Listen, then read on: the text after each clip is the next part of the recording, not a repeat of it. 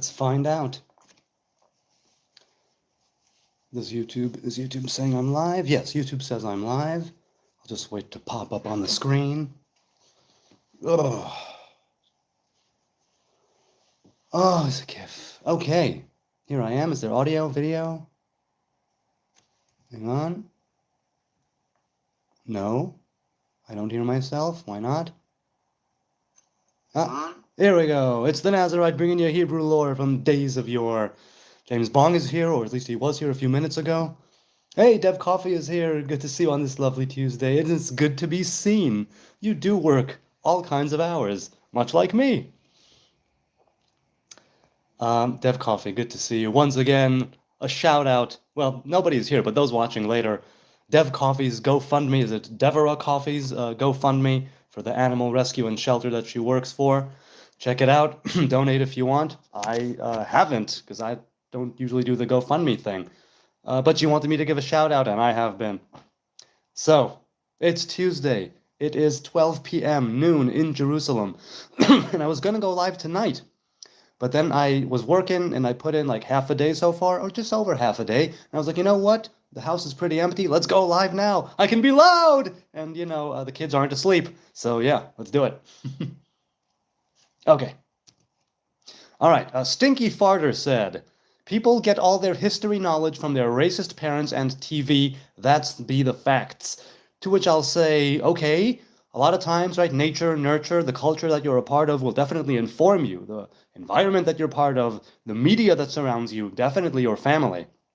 But somebody who wishes to be informed can, especially with the internet and with the world at our fingertips, can definitely take on knowledge, right, from other books, other sources, biased and unbiased alike. So people get all their history knowledge? I disagree. It's not that they get all their history knowledge from their racist parents and TV. A lot of people do. They're born into a certain culture, born into a certain time, born into a certain household, like they're born into a certain faith, religion, or way of life. But at some point, if you want to gain a wider scope of any situation, you have, ordinarily, those watching this live stream would have the ability to do more research. And while you can make the argument that it's the fat cats at the top that have an agenda and it permeates everything, even AI and, the search engines and the big fat cat companies, the people influencing there, it's like, yes, but then where's the line? Truly, where is the line? So I know that I got some of my history, perhaps, from my racist parents and TV, as Stinky Farter said. I disagree that all of my personal historical knowledge comes from racist parents and TV, and I would venture a guess that not all people get all their knowledge of history from racist parents and TV, but it definitely does. And if it's not TV, it's their teachers. If it's not their teachers, it's, right, the influence of the culture and the society that they live in. But as for that being the facts, I agree and disagree. Sean Pons said, a shaggy rug talking to an imaginary friend. Well, assuming he was a shaggy rug, I'll give him that. As for an imaginary friend, no, my friend is above imagination. The revelation of God definitely comes through imagination as well. But, yeah, talking about an imaginary friend. Okay, yeah, sure. 4 a.m. for Dev Coffee, just got home from work. Well, hey, go to sleep. Don't stay up on my account. Go to sleep, Dev Coffee. Do you have a wife? Yes, I do. I've been married for 23 years now. Did the IDF use kids as shields? Annie Gur, I don't think they used kids as shields. Hamas used kids as shields. In the past, the IDF did use irregularly Palestinians or enemies as human shields, and they did send in non-combatants, maybe at some point, in order to inform combatants who were barricaded in a house, to give them a message, right? So they don't send a soldier, they send one of their Palestinian comrades. But no, the IDF does not use kids as shields. Hamas definitely have. Are you related to Alex? Which Alex is this? The Alex who climbed the Taipei Tower? Hey, it's Joe from Los Angeles, California. So what, is it 2 a.m. now in LA? I think it's 2 a.m. there. So go to sleep. Don't stay up on my account. Twiddle-Dee! Yes, Kristen. Twiddle-Dee and Tweedledum and Tweedledummer. That's me. Yvonne said hi. Collier Rocking said, "Damn, bro, you look like something growing out of the back of your head." Back of my head. No, I don't think so. Rabbi, I need a loan. Well, you're out of luck. I demand white jihad now, Groiper, because I have no money to lend and I'm not a rabbi. So there you go. John says, "Are you supposed to be leading others?" No, I'm just having dialogues with people online. That's all I'm having. Without a wife, you're not to bear fruit according to Hasidic rules. Well, I'm not a Chassid, though I do follow certain Hasidic practices. I'm not a Chassid, and I never was a Chassid of any specific sect. As for leading others, no, I seek to lead myself. That's it. I'm not asking anyone to follow me. God forbid. You do you, don't do me. And as for without a wife, you're not to bear fruit, I don't know what that means. That's according to Orthodox law. And that's not even 100% correct either. But okay. And he says, "Good insight, thanks." "Use them as a shield," says DBDBDBD 2005. Okay.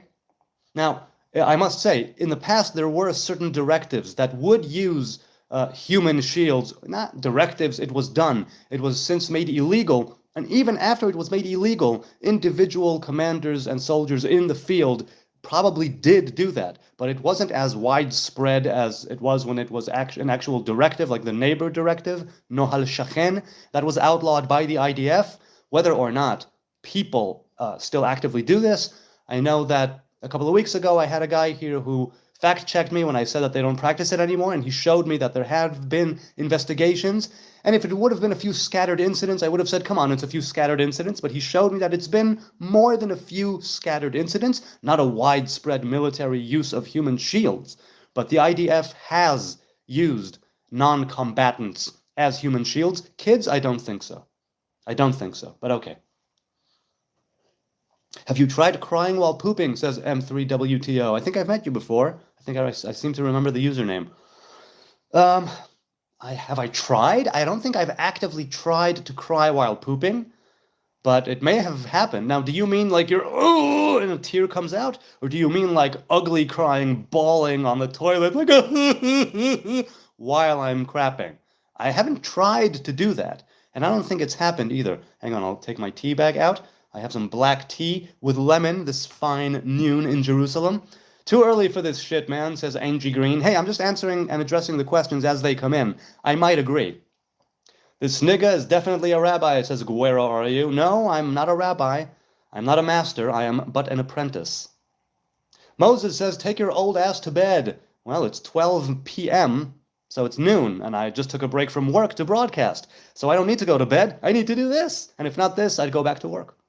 "Do you fart daily?" Because it's the healthy thing to do, right? I was on a farting streak last night. I was on a farting streak, or was it 2 nights ago, where I actively, even though it was kind of cold, I opened the window before my wife came home. And when she said, "Why's the window open?" I said, "I was on a farting streak. I didn't want you to come in and go, whoa, who died and what happened?" So yeah. "I see the nose as it costs. Air is free." You know, air won't be free for long if certain people had their way. Have you seen Spaceballs? "Crying while pooping, LMFAO," says Angie Green. Hey, like I said, I'm just addressing the things in the chat. You know what I'm saying? Gentleman says the number of Ronald Wilson Reagan's name is 666. His address was 666. We believe the coming resurrection of Ronald Reagan will be the coming of 666 Antichrist. Well, if you say so. If you say so, though I'm not big on the gematria. "Where is your tiny hat, fake Jew?" I don't have a tiny hat. The Nazarite does not wear a yarmulke. But if you want, I can wear the hat I wore last night. There you go. No, I don't feel like wearing a hat right now. Okay. So, no, the Nazarite doesn't wear a yarmulke because the Nazarite carries a crown of separation, a crown of consecration.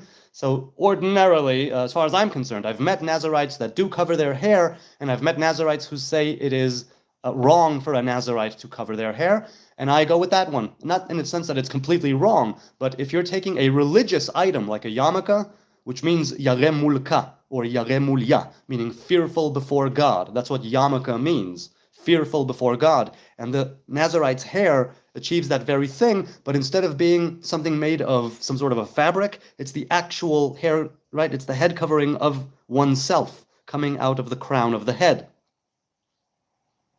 So that's where my tiny hat is. My tiny hat is my hair. Cringe as fuck, says ramen milk. Ramen milk? I don't think that would taste good at all, but okay, go for it.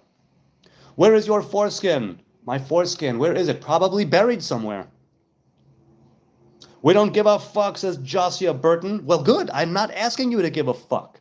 You don't need to give a fuck. That's what's so great about this internet thing. You can just mosey on along. I guarantee this guy stinks to high hell, says Brian. Actually, I had a lovely shower last night, shampooed twice, put conditioner, hair mask, lathered myself up. It was a nice hot shower at, when was it? I don't know, like 10 p.m., and it was excellent. No, I honestly do shower, I promise you. Your tiny hat is your missing frickin', says Waylon, if you say so. Do you agree with the Hannibal Directive by the government? The Hannibal Directive is not the government. The Hannibal Directive, Nohal Hannibal, is the directive that's put into place when there is, it's a military directive, not a government directive, and it's put into place where there is a suspicion of kidnapping. So I think I have only been around once when it was maybe put into place. I don't recall. It was many years ago. So I don't quite recall. Do I agree with it? It's been too long. Look, I got out of reserve duty a few years ago, so I'm no longer part of the army actively. And I don't know how the Hannibal Directive has changed over the years. The last time that I was involved in something that may or may not have involved the Hannibal Directive being deployed, it was so many years ago that I can't tell you if I agree with it or not, because it may have changed over the years. Military directives change over the years. So I can't tell you if I agree with it or not, simply because it's been so many years since I've been in uniform. Okay, let's continue. Down in the chat. Masi says, in a previous live stream while talking about awareness of the existence of God, you said that you had had many proofs, miracles that testified to his existence. Can you give an example? No, I don't think I used the term miracles. Someone asked me if supernatural things happened to me. And I said, yes, as far as I'm concerned, many supernatural things happened. And someone asked if I have proof. I said that I have received a lot of proof. Let's put it this way. I've received proof, if you want to call it that. And I don't even call it that. But if someone says it's proof, then it is for me. I've received proof through the unfolding of my life, right? I've received proof in dreams and visions, very scattered, a handful of dreams and visions, meaning, right, dreams in sleep, waking visions that I've had over the years. But the proof of God's existence, as far as I'm concerned, the first and foremost, is the existence of Israel back in the land. You know, and you can argue over the state of Israel and the government and the establishment, and it's secular and it has its roots in modern-day Zionism and all that. But I still see it as something where, as for awareness of existence, I can feel the divine forces that are influencing me and informing me on a day-to-day basis. And through Torah, more than anything, right? Through Torah and through the commandments. Like I was telling my kid last night, the one that I was speaking to last night, and I said, just like we invented microscopes and telescopes and X-ray machines in order to widen the perception of our limited eyesight, we widen the spectrum of our understanding with external machines and tools. The Torah and the commandments that we keep tool us in order to widen the perception of our awareness, widen our capacity of vision and understanding on the spiritual and metaphysical level. So just like human beings created tools to widen the scope of their limited senses, so the Torah and the commandments widen the scope of the Hebrew man or woman spiritually. So, can I give an example?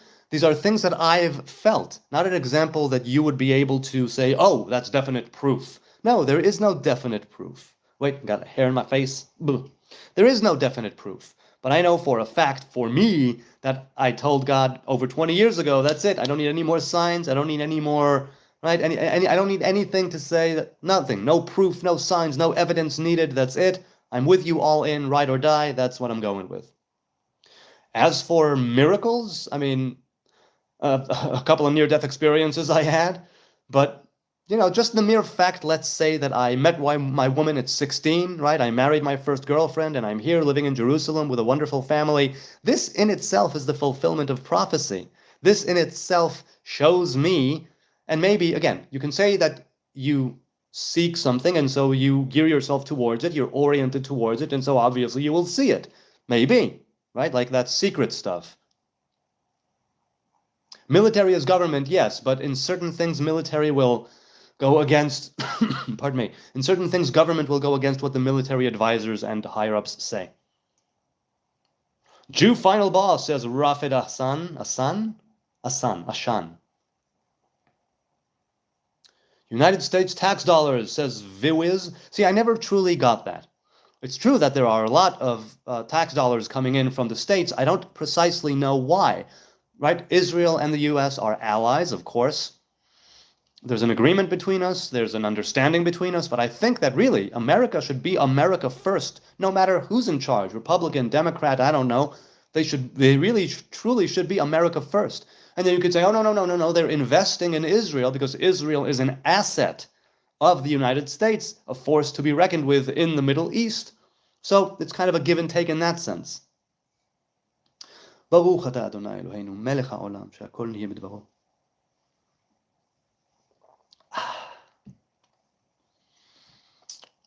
MRZ Hansen said, someone asked where his foreskin is. I know where it is. It's in his rabbi's mouth. In a rabbi's mouth. No, the rabbi does not suck out the foreskin. The foreskin is cut off. The rabbi sucks out blood, but nowadays it's done with, what I've seen, right? Some still do it with their actual mouth, no doubt, but that's not a good thing medically, and there's the danger of transmitting diseases or infections or whatnot. So the mohel, for instance, that circumcised my boys, when he sucked out the blood, he did it with a small, single-use sterile apparatus, like a straw. But not a straw that you would buy, like a surgical straw, if you will. Like the stream, only 20 likes with 130 people, says JJ. Well, like or don't like, we're here engaging, and that's what matters. That's truly what matters. Obviously I appreciate the likes, the subs, the views, the super chats, or super thanks, or whatever it is that comes my way. Incidentally, if you do want to give, I give it all to charity. So, if you want to give to the channel, you'll be giving to charity. Is that a mic or dread on your right ear? Well, I have earbuds, so that's what it is. This, that's a dread. Israel is WTF, did you say about a moil? I said that there's what's called metzitza bepeh. There's mila pri'a and metzitza. There's making the incision and cutting off the foreskin. There's spreading the skin open, and there's sucking out the blood. 3 steps to the covenant of circumcision. Okay, let's continue. Did you take your meds today? Did I? No, I actually should have taken a vitamin B12. Thank you for reminding me. I take B12 on Tuesdays and Saturday mornings. And I was supposed to also take an antihistamine. And I didn't do that either because I woke up late. I was supposed to wake up at 6:20 and get the kids up, but I woke up at 6:20. And I fell back to sleep, and I woke up at 6:40, so it was rush. I didn't have time to moisturize my face. I didn't have time to take vitamin B. I didn't have time to take my antihistamine. Thank you for reminding me, okay doggy 1. I will indeed take my supplements and meds after the live stream. That's pretty good. That is pretty good. Okay, let's continue. Okay. Fuck your antihistamine. Really? Why? It helps me. It helps me when allergies flare up. I dare say it helps a lot of people when allergies flare up. Yunders? Mate, you need help, Bristol Barber says. Hey, if you're a barber, obviously you're going to say that I need help, because you might be a barber. However, not thinking of going to a barber anytime soon. Okay. Masi says, even those who are involved in the occult and in practices forbidden by Hashem, and who are able to see the spiritual world, stop at Klipat Noga. And even there, although there are miracles. Yes, Klipat Noga is the Klipa that stands in between, right? We have Anan Gadol, Ruach Sa'ara, Ve'esh Mitlakachat, Ve'noga Lo Saviv. There are 3 Klipot that are all bad, and we have the 4th Klipa, known as Klipat Noga, which is a kind of in-between, between the worlds of the sacred and the non-sacred, if you will, right? Between the Kedusha and the Klipot. And so, yes, even those who do that stop at Klipat Noga.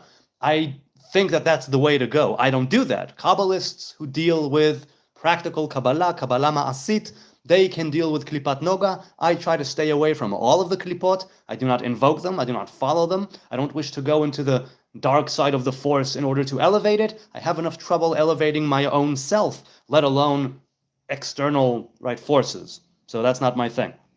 But yes, some people do. Some people venture into the klipa. Some people venture with purpose, right? Purposefully into these places, into the dark side of the force. But I am not of that sort, right? I'm a student of the Tree of Life, but I'm no Kabbalist. Okay.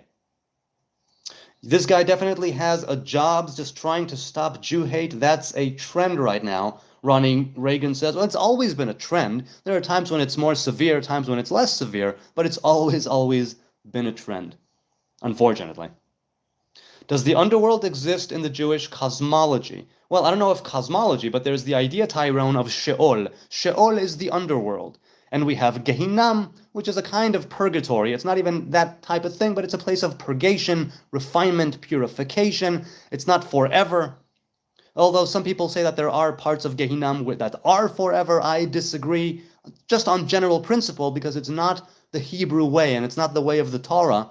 But some people who are wiser and know more than me, have said that there is a place that is forever, though it's difficult for me to comprehend and difficult for me to agree.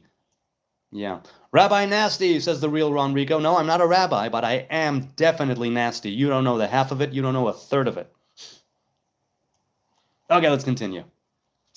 What was that? A dig at the hair? Oh, I'm sorry. Was that cosmology or cosmetology? If it was cosmetology, I take fairly good care of my skin. I take fairly good care of my hair. I simply let it lock up. That's all. Okay. Are you a Christian, bro? No, I am not. I am a Hebrew of the Hebrew tribes. What's the last book? I don't know what you mean. If you mean in the Hebrew Bible, the last book is Chronicles, Divrei Hayamim. If you mean the last book ever to be published, why, I dare say many are being made on the presses even right now as we speak, and digital books are coming out all the time. And if you're talking about a last book of Revelation, those are also coming out all the time, depending on what you would consider to be revelation. So yeah. Have you ever read the Quran? No, I have not. I am loath to come near Islam and the Quran at this point in my life because I would want to approach it from a more objective and clean point of view.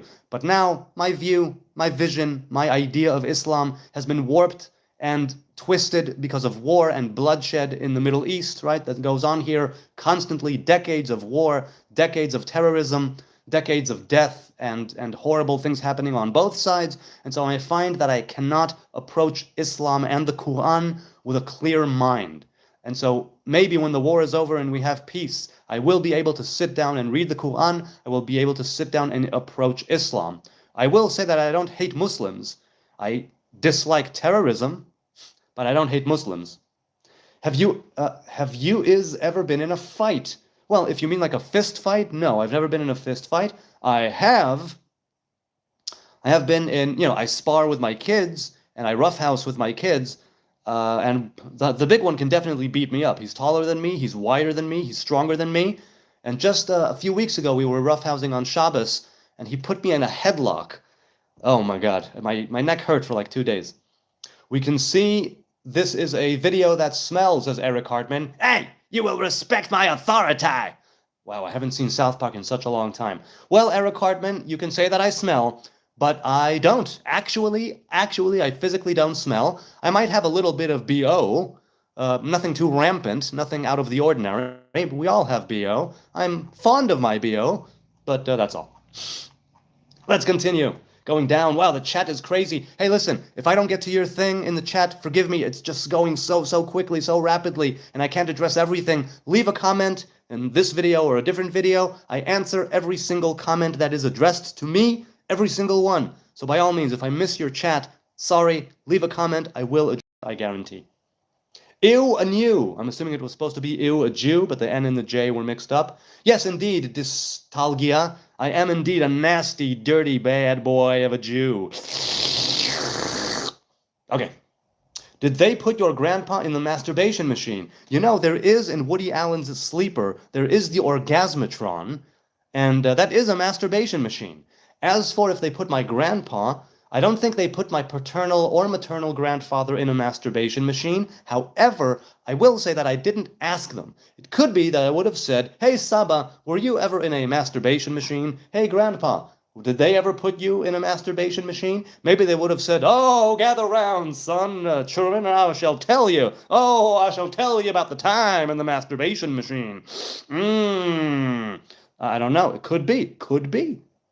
Do you consider yourself part of the Orthodox or Reform sect of Judaism? Well, Max, I grew up religious, modern Orthodox here in Jerusalem. Never went to any Reform shul. I'm not part of any sect, but my home, if you will, is modern Orthodoxy. Yes. Can someone convert to being Jewish? Yes, indeed, you can. It is not kosher to take care of your hair. Why is it so damaged? Well, then, I mean, it's not damaged per se. I just let it do its own thing. I keep it clean, but I let it lock up because the Nazarite is supposed to let their hair grow wild. And that's it. That's why. How tall am I? I'm about 1.70 meters. Did they turn your uncle into a lampshade? No, they probably turned other relatives of mine more distant into lampshades. Parts of my family were in the Holocaust, but a lot of them got out before World War II. And my grandfather actually fought in the U.S. Navy in World War II. So they didn't turn him. My uncles, no. I have uncles in Israel and I have uncles in the States, and neither one of them has been turned into a lampshade as far as I know. If you're interested in turning them into a lampshade, get in touch with them. I think they might say no. But you can ask, right? You can ask. That's the beauty of this internet thing. So hit them up. They might want to be on board with that. Masi says, in his writings, Rabbi Moshe David Vali says that in the past, the Mashiach clothed himself in the totally negative klipa of Samech Mem. Yes, there is this idea. So Rabbi Moshe David Vali was the contemporary of the Ramchal, Rabbi Moshe Chaim Luzzatto. Both of them have their Kabbalistic origins in the Lurianic Kabbalah. I am not a Lurianic Kabbalist. I'm not any type of Kabbalist. But the Kabbalah that I have been studying for over a decade now is the Ramak, Rabbi Moshe Cordovero. I have studied some of Kabbalat Ha'ari in the past, right, the Lurianic teachings. They didn't sit with me as right as the Ramak's teachings. But I digress. The Mashiach clothing himself in the Klippa of Samech Mem has its root, right? I mean, the prophecy says, Ani verochev al chamor, a poor or a man in poverty riding a donkey. Chamor is chomer. Chamor is the material. So it's the spiritual riding on the material, much like the dry bones, where it's the material and then the spiritual coming into it. And it's this idea of a sacred thing clothing himself in a non-sacred husk or shell or garment. Now, it's a tricky thing, and this is why I don't go for those, investigations. I don't calculate who Messiah will be, when he will be anointed and crowned, when he will show up. No idea. I go with just complete, perfect, stillness, and I don't try to investigate or calculate this time. But, yes, totally negative klipa of Samech Mem. Right, we have Zele Umat Ze Asa Elohim, right? You have the positive and the negative. You have polarity in the duality of this world. And if you have the king, and if we're talking about the final Messiah, not a Messiah of a different tribe, of a different house, the final Messiah who will usher in this humanity phase 2, then you have a counterpart, right? Just like you had Moses and Bilam. Moses was our highest prophet. Bilam was the highest prophet the nations had had.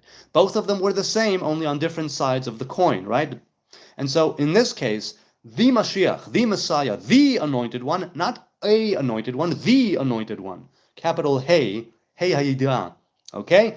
That in the past, the Mashiach clothed himself. The past might be like the future. Maybe not. Now, the Mashiach, there have been many Mashiachim, see? There have been many anointed ones. Priests and prophets and kings were anointed. So, but the idea of someone sacred clothing himself and appearing externally as to be non-kosher, when in fact they are the most kosher, this is sort of the opposite of the klipa of Esav, right? The pig that externally has the signs of being a kosher animal, but internally is not because it does not chew its cud. So it's this positive, negative thing, one thing clothed in another, and the other way around. The Rabbi Moshe David Vali, when he says that in the past that's how it went down, I don't doubt that he is correct. Even though, again, he's probably talking from Lurianic sources, and I don't go with that, but he's probably correct in the sense that he's basing it on the teachings of Rabbi Yitzchak Luria and on that type of Kabbalah. I'm sure he knows what he's talking about more than I am, but simply because I'm not a Lurianic person and I don't follow those teachings, I can say that it very well may be that those who follow the teachings of Rabbi Yitzchak Luria, of Ramchal, of Mardu, Ramdu, right, Rabbi Moshe David Vale, will say that yes, the Mashiach will be somebody who externally on the outside appears to be the most defiled and the most non-kosher, the most klipathic of individuals. But I honestly don't know how it will go down. I really don't. You support Israel, says Zedek. I live in Israel. Obviously, I support Israel. But more than that, I support peace with Israel and its neighbors. That's what I would want. And it seems that our neighbors are forcing our hand. Look, you can have peace through love and brotherhood and justice, and you can have it through war and conquest. And it seems that right now that's the path that we're going in. We are going in the path of war and conquest because the neighbors, when we offered our hand in peace, and I might remind you that the Palestinians were offered East Jerusalem as their capital and all kinds of different parts of Gaza and the West Bank. We disengaged from Gaza 21 years ago. That was not enough. They said all or nothing, and they rejected 12 or 14 different peace deals. 12 or 14 of them. Now you could say, oh no, those peace deals were a slap in the face and they were an insult and nobody would. Why should they settle? It's like, okay, peace takes time. Baby steps. They would not even take those baby steps. One by one, corrupt Palestinian leaders have forced their people, right? Not to mention Hamas, which rules with an iron fist. But time after time, corrupt Palestinian leadership rejected offers of peace. And if you want to make peace, it's a give and take. It's a negotiation. So yes. Pisselton, hey, good to see you again, Piss. Does everyone believe in a final Messiah? No, I don't believe in a final Messiah. I believe it's one viable option out of several viable options. We don't need a king, right? We need to return to that Edenic place of being made in the image of God, right? We need to return to that Edenic place of a place where there were no kings, no prophets, no temples. It was just us, humankind. No religions, no faiths, just regular raw humanity, right? Creation, creator, nature. I don't really buy it, he says. I feel like society would never see them. I always hear some wild shit up in here. Well, wild shit up in here is the way to go. It's part of how this live stream always has gone. I'm happy to say wild shit can lead to some real shit. And that's pretty good. However, if we're talking about Messiah right now, the final Messiah, it's one option out of several. It's not a must as far as I'm concerned. People bank too much on, when the Messiah comes. It's like, no, how about if you act in a way that would hasten the Messiah, even if he's not supposed to come? And yet we have Maimonides, and one of his 13 principles of faith is expecting the coming of Messiah each and every day, and even though he might tarry, to believe that he is to come any day, any time now, because it's up to us, right? There are several potential Messiahs even right now at this very moment, who, if we merit it, will be revealed, will be crowned, will be anointed, and the kingdom will be resurrected. Okay, let's continue. Bro, why are you not grooming? Oh, I'm sorry, the chat just jumped. Somebody said something about grooming. Well, I don't groom the hair, but I groom the rest of me. Oh, and the beard. I don't groom the beard either.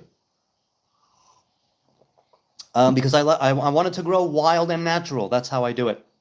The one thing I do say is that I do comb the beard, because that's allowed. And I think that maybe I would not have, but that's too much for my wife. She was like, no, don't get dreads in your beard. That's where I draw the line. No dreads in your beard. She also didn't want these to Congo up, but they did anyway. Max says, being that you're Orthodox, again, I don't keep strict halacha anymore. I want to make that clear. But yes, I grew up Orthodox and I consider it my home. How do you feel about Zera Yisrael? Do you consider them family or different than Goyim? I don't know who Zera Yisrael is. Who is Zera Yisrael? Do you mean Beta Yisrael, the Ethiopian Jewry? Or do you mean Zera Yisrael? Zera Yisrael? I don't know. Let's Google that quickly. What is Zera Yisrael? Zera Yisrael refers to individuals with Jewish ancestry, says Google, often not considered Jewish according, not considered Jewish according to halacha, but are considered Jewish if they were born before the time of Ezra. So at the time of Ezra the scribe, from the return from Babylon, many men were marrying Gentile women, and Ezra wanted to keep things in the hood. And so he says, no, marry your Israelite sisters. Don't marry foreign women. From now on, he said, the faith, the religion, the covenant, the affiliation with the Hebrew tribes will go through the women, and he kind of forced the hand of the men to marry either converts or biologically, right, ethnically Hebrew women from the tribes. Do you consider them family or different than Goyim? That's a very good question. I don't think anyone asked me that. I believe, look, they're different than Goyim in the sense of that they are not completely of the other nations, because there was a long, long time, right? Up until 2,500 years ago or so.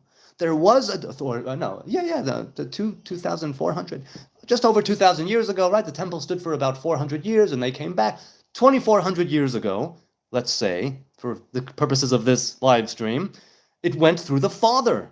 It went through the father. Only later did it go through the mother. And so you must say, yes, even though halacha was changed, and even though it changed from the father to the mother, you must at least acknowledge that there is some sort of a connection there through the father, right? So different than the other nations, yes. Are they family? It's an interesting question. I haven't given it too much thought. It's a very good question. I suppose I would consider them family, not halachically. But I don't keep strict halacha anymore. So I suppose, yes, I do consider them some family, but it's a very good question. Thanks for that question, Max. It's very thought-provoking. I hadn't thought of it. I mean, I thought of it, but not in the question, not so much in detail of what you actually perceive them to be. So to answer your question, yes, they are different from the other nations. Are they Jews? Halachically, no. Rabbinically speaking, no. But they do have Zera Israel in them. That is correct. You are very correct. That's pretty good. It's a good question. Are you related to the Rothschilds? As far as I know, Robbie, no, I'm not. What do you think of them? Well, they made a lot of good things happen in the past. There's a lot of conspiracy theories dealing with the Rothschilds, but I have no idea. I don't know anything about the Rothschilds past the beginning of the 20th century. So I can't tell you. I really can't. Can you explain Deuteronomy 23 verses 13 to 21? All right, let's do that right now. The JPS Tanakh. I don't know if I'll read all the verses, but we shall see. Okay. Deuteronomy, if a man takes a wife and he doesn't find her virginity, the parents of the woman shall produce evidence. Okay, can I explain it? It depends. If you mean halachically speaking, that wasn't the way things were done. It's not as if they took the blood-soaked, it's not as if they took the dress and showed that it wasn't bloody. Maybe that was actually done, I don't know, but halachically speaking, that's not how it was done. Explain it? I'm afraid that I can't explain it. That ritual hasn't been done in such a long time, nor have I studied the particulars and the intricacies of this particular halacha, so I can't speak of it and say I can explain it. It's very straightforward in the text, but when it comes from the written Torah to what was actually de facto done, I can't give you the transfer into the real world, because it's been such a long time since such a thing has been practiced, so I can't tell you. Sorry. Are you homeless? Asks Donald Trump 123. No, Donald, I'm not homeless. I've always had a very lovely home to come home to. There have been people who've asked me that. There have been people who assumed that. But no, I have a lovely home. I own my own home. It's a lovely family that I get to raise here in Jerusalem. I'm very blessed. I'm very thankful. I live such an abundant and bountiful life that sometimes it's difficult for me to even comprehend the amount of blessings and good vibes and positive energies that I feel here on a regular basis. And that's not to say that there aren't spats and shouts and fights. Obviously, it's a home with a big family, but I am exceedingly blessed, beyond what many people would consider to be their wildest dreams in the past eons and eras of humanity. So I'm not homeless, thank God. Did you learn Kabbalah? Asks Raccoon PL. I've learned. I've been a learner of. I consider myself not a Kabbalist, but a student of the Tree of Life, and I've been a student of the Tree of Life ever since I was 16 years old. So almost 30 years of studying different forms of Kabbalah. For the past 11 or 12 years, I've been studying the teachings of Rabbi Moshe Cordovero. Your beard is fucked, dude. Head and Shoulders is the bomb. Well, I don't see how it's fucked. It's just a regular wild beard, and this is regular wild hair. As for Head and Shoulders, no, I use a vegan shampoo. I don't think Head and Shoulders is vegan, because I am vegan. So, no. But, I will give you, I also don't use shampoo daily. And Head and Shoulders is something, if you want to get rid of dandruff or keep it at bay, is something that you need to do daily. And if you use shampoo daily, then the chemicals that you put on your scalp, they will replace the sebum. The body will stop producing its natural oil, the sebum, if you keep on if you keep on shampooing the scalp every single day, and if you do want to reach results with Head and Shoulders, in my understanding, you are supposed to do it every single day. It is meant for daily use. And if you don't, the dandruff might become apparent if you have dandruff. And I shampoo, let's say once a week, I condition, or once every couple of weeks, and I condition once every 4 to 6 weeks. But otherwise, I keep my hair clean, meaning if it's dirty, I'll wash it, of course. But unless it's like actually dirty, I don't feel the need to shampoo it every day. As for Head and Shoulders, like I said, I don't think it's vegan, and I don't want it to replace the actual body oil, the sebum that is being produced in my scalp, or from my scalp, right? We have a lot of sebacous glands in the scalp. All right, let's continue. Does your hair stink? No, it doesn't, Cupcake Flops. Cupcake Flops? No, we want to taste the cupcakes. No, my hair does not stink. My hair actually smells pretty good. In Judaism, you can be vegan, says Zaid. Yes, veganism is what we were in Eden. It is the Edenic way of going about it. And if you're talking about it in a sort of, there is a prohibition against sorrow, right, and doing things that are wrong to animals. So industrial farming, agricultural farming, and the like, dairy industry, meat industry, are considered to be a source of great suffering, psychological and physical torture towards animals. That is not something that the Torah agrees with. And so even if you say that the actual slaughtering, the kosher shechita, right, the kosher shechita, the slaughtering, the ritual slaughtering is the right thing to do according to Torah, and it's with a certain knife, and it's with a proper shochet, right? Still, I say that everything leading up to the ritual butchering, everything leading up to it is something that the Torah is not okay with. So I'm vegan. I'm vegan for different reasons. That's one of them. Okay. The Passover, you have to eat lamb. Wrong. You need to eat lamb if there is a temple. So right now there is no temple. So you can be completely vegan and a Nazarite, and you don't need to drink 4 cups of wine on Passover either. So you can be 100% vegan. I also don't put on phylacteries, because I'm a Nazarite. So also, there's that. Do you support Netanyahu? Asks Zedek. No, I do not. Do you believe Israel is without fault in the context of the war? No, there is definite fault, because Israel had a chance to do certain things, and it did not do them, particularly after 1967. Israel also pushed the envelope with some settlements, some fringe settlements, not all settlements, which is not okay. And Israel, as a general rule, also does things that are illegitimate, also does things that are immoral, also does things that are improper, though I think it's lesser than more. But no, of course, Israel is not without fault. But Israel is fighting a defensive war, right? So you can say that all of the illegalities and immoralities and things that are considered to be non-kosher, that is, I think, all being done under the umbrella of fighting a defensive war that is being fought against us, a defensive war of extermination and annihilation to eradicate the people of Israel. So while you might say, even in a defensive war, not all tactics should be permissible, I'm like, okay, but then consider who it is we are fighting. People who are not engaging in proper warfare. They don't care about the rule of law. They don't care about the rules of engagement. They don't care about any international rules whatsoever. They are terrorist groups. Bloodthirsty, warmongering, religious extremists, death cults. That's it. They don't give any credence to anything else other than the will of Allah in their twisted understanding of it. And I say twisted not because I'm a Muslim, but because Muslims have told me that they don't represent Islam and that they are on the fringe. All right, let's continue. Hello from Australia, says Harry Hawk. Hello indeed. Hello to you. What's in the cup? I have black tea with some lemon. That's what's in the cup, Dredu.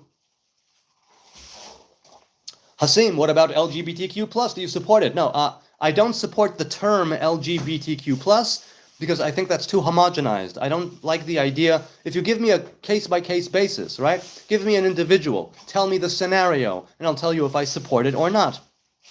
But to group together a group of people that is so devised and so in and of itself is with the infighting, you can't group those people together. It's immaterial, and it's non-productive, and it's an insult to group them together like that. Plus, LGB is sexual relations, and the rest is gender. Right, expression, gender expression. Totally Yeah, that's right. thing. That's right. You're a Nazarite, says Butzi Porsche. Yes, do you eat raisins? No, I do not eat raisins. I don't drink wine. I don't partake of any wine vinegar, and I let my hair grow long. Please comb your hair, says Asrai. No, I cannot, because Nazarites do not use combs or brushes. You're allowed halakhically to use your hands and your fingers, but I don't do that either, mostly. Natty Dreadmon, says D8. Yes, indeed. Natty Dread. Dreadlock, Congo, Bongo, I. Temu Gandalf, that's a good one. Yes, I am Gandalf the Hebe. Temu Gandalf, isn't that a good one? I've been called Gandalf before, but not Temu Gandalf. That's pretty good. Are Jews a minority? Jews are 0.01% of the population, or maybe it's 0.2 of the population. So yes, we are indeed a minority, however you splice it. What's your favorite candy bar? Well, back when I was still eating dairy, I had a favorite candy bar. Did I have? No, I have no favorite candy bar. But now it's probably something like tortit, which is an almond chocolate thing, a vegan one. Are there any candy bars you can only get in Israel and not anywhere else? Well, a lot of the Israeli companies do sell abroad, but I'm assuming, yes, there probably are. Wait, a super chat came in. Hang on a sec. Oh, it's gone? I don't know where it is. I don't know. If I'll see it, then if I see it, then I'll read it. Raccoon says, do you think if Kabbalah could be dangerous to someone they don't have a good preparation on other levels of Pardes? Definitely it could. Definitely it could. It also depends on what Kabbalah you go by, and it also depends on whether or not you study with a proper master. You must study Kabbalah, at least at first, with a proper master. So yes. Dude looks like he smells of never-cleaned cat litter boxes and a sewer. Thank you, Grimshaw. I think I actually smell fairly good, but whatever you say, man. Whatever you say. Oh, here it is. Bibi Netanyahu says Tel Aviv will rule the world. Keep preaching. Well, I don't know if it'll rule the world. If you say so, Bibi. I don't want Tel Aviv to rule the world. I'm not a preacher either, by the way. I would want humanity to come together and break its chains of bondage and break the divisions and tear down the borders. We're not there yet by any stretch of the imagination. But we will get there. Tel Aviv to rule the world? No, I'm not a fan of that. I'm not a fan of Tel Aviv ruling the world. But wait, there was another live chat that came in. Another chat that came in. How do you properly say the name Yeshua in Hebrew? You say Yeshua. With an ayin, if you want to give a deep throaty ayin, it's Yeshua. Or just Yeshua. With a ayin that sounds like an aleph. That's how you say the name of Yeshua in Hebrew properly. Yehovah's sling? What's Yehovah's sling? Okay, like an arm sling? Why do Jewish people spit on Christians who wear a cross? Some people, Tropical, unfortunately spit on Christians. It's an abhorrent thing. It's a horrible thing. It's a stupid practice, and it should not be carried out. But people do it. I think unless you're spat on first, you should definitely not spit on anyone ever. Why they do it? They do it because they consider it to be pagan worship, and pagan worship is not to be tolerated in the land of Israel. The thing is that we are not living in a theocratic state, so they should not be doing that. And I think that more than doing the will of God, it's desecrating the name of the Most High God. So that's really, really problematic as far as I'm concerned, and it's an abhorrent thing that I think should not exist. Trevik, do you believe non-Jews are lesser than Jews? No, I believe human beings are human beings. It's our actions that make us better or lesser. There's no such thing as Jewish supremacy as far as I'm concerned. And that's, once again, a stupid thing to hold on to. For me, other people can do what they will. But I knew from a very young age that it's a very stupid idea to hold on to. And that there's the idea of being more supreme, right? Supreme than anyone is a terrible idea. Because it's arrogance and it's pride and it's vanity and a lot of all kinds of attributes that I want no part of. Okay, let's continue. Do you think 10,000 children killed by Israel were terrorists? No, I think that they were collateral damage. Unfortunately, happens in every war. Civilians are dead. B, their blood is on Hamas's hands for using them as human shields, hiding in schools, hiding in mosques, hiding in hospitals, and taking billions of dollars in aid, and not constructing infrastructure, not constructing bomb shelters, not building tunnels for the civilian population, but more munitions, more guns, more rockets, more missiles, and more tunnels for terrorism and for abduction of Israeli civilians. And, of course, more money for the leaders of Hamas, who are millionaires and billionaires. So, are they terrorists? No. They are innocent, brainwashed children. What was the name given to Moses at Mount Sinai? The name that was given to Moses, meaning his own name, Moses had 10 different names. So I don't know which one was given to him specifically at Sinai. The revelation at Sinai was Yod-Heh Vav-Heh, right? To all of the people of Israel. The name, right? The name was the name Elohim, the name Adonai. But I don't know what name was given to Moses at Mount Sinai. Let me Google that real quick, because I don't know. He had 10 different names. He had his Egyptian name, Moses, Moshe, which is also from the Hebrew, but he had his Hebrew name, Avigdor. Another name of his was Chever, or Reuel, if I'm not mistaken, as well. According to the Exodus narrative, Moses was not given a new name at Mount Sinai. That's what I recalled. So I don't know what you mean, Yehovah's Sling. You'll have to tell me what you mean more precisely. Are you in New York? No, Eddie, I'm not, although I have a lot of family in New York. My parents are from New York. Dennis, what is your opinion on drugs, he asks. My opinion on what kind of drug? I believe that any drug that you take needs to be taken in the proper set and setting, and I don't rule out recreational use. I just think that you need to have proper set and setting and proper intent, and that you shouldn't become a drug addict if you can afford it. And if you know that there is addiction in your family, a history of abuse and of habitual use, don't do it. Stay away from it and do the right thing. If you are going to use drugs, do it in a cautious way. Respect the substance. If it's a sacred substance like cannabis or like psilocybin mushrooms, ayahuasca, though I've been told ayahuasca is less of a Hebrew thing, and then it's more, but whatever it is, if it's DMT, respect the substance. Set and setting. Use discernment. Use caution. That's what I'm saying about drugs. Let's continue. Down, down, down we go. Do you think if Kabbalah is solution for world problems, says Raccoon? I don't know about world problems. I know that a lot of problems can be solved with oneself, right? A lot of problems that you have on an individual level can be solved by understanding yourself better, right? When you look into your inner workings biologically and biochemically and neurologically, when you look into your inner workings, right? Your body, your mind, your life force, your spirit, your divine spark, the soul, when you look into those, and when you're able, through the teachings of the Kabbalah, to discern, right, and learn about the relationship between the different parts of yourself in a very sort of psychotherapeutic kind of way, or psychoanalytic sort of way, if you're able to, and this is in part why the Ari showed up when he showed up with the lore of the Partzufim. It's highly psychological in nature. But I digress. Is it a solution for world problems? Eventually, maybe. But first of all, I say, don't deal with world problems. Deal with your own problems first, then deal with the world problems. And that's how I do it as well. I don't seek to solve world issues. I'm looking to solve my own issues first.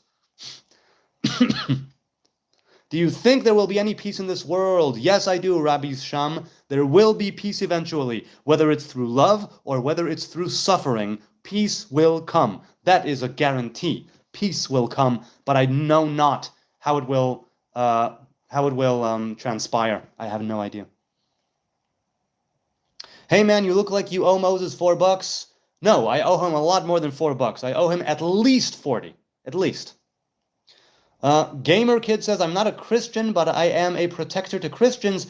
Look at your pathetic 6-year-old loving, thank God I spit on his name. I have no idea what that means, Gamer Kid, but go for it. It's all good. It's all good. You can spit on the name. You could look at the pathetic 6-year-old. What? I don't know what that means. What's 6-year-old? I don't have a 6-year-old. I have other ages, but not a 6-year-old. I had a couple of 6-year-olds, and they have since grown. What is your definition of peace?